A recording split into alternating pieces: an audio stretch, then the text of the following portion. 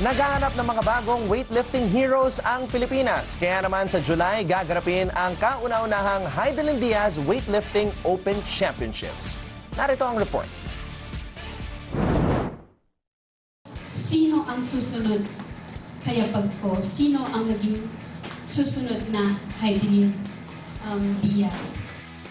Yan ang tanong ng Olympic silver medalist na si Heidelin Diaz. Tanong rin ng bawat national sports officials at pati na rin siguro ng bawat Pilipino.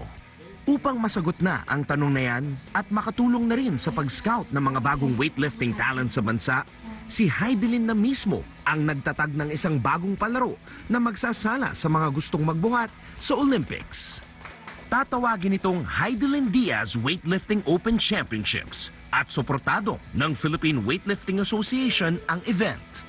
Sobrang bagay na bagay sa atin ang weightlifting kasi sa height, then build ng katawan, tapos yung attitude natin na never ever give up. Masasabi ko na narating ko na yung goal ko sa weightlifting kung may susunod sa akin sa Olympics, then may mag-gold sa Olympics beside me.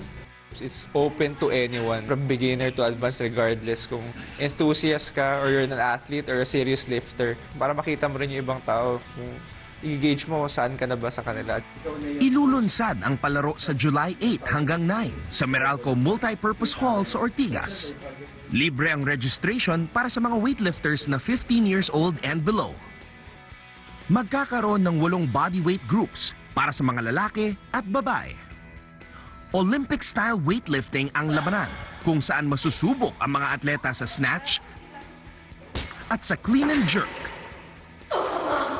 Hindi mo kailangan yung height para mag-excel. You just need to be persevering and just do hard work sa gym. Regardless if you're rich or poor, tall or short, weightlifting will accept you.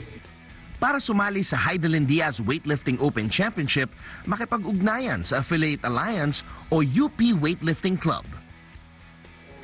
Ang Heidelin Diaz Weightlifting Open Championships ay parte ng sunod-sunod na proyekto ni Heidelin upang matulungan ang paglago ng sport simula nang mapanalunan niya sa Rio noong 2016 ang unang Olympic medal ng Pilipinas sa loob ng 20 taon.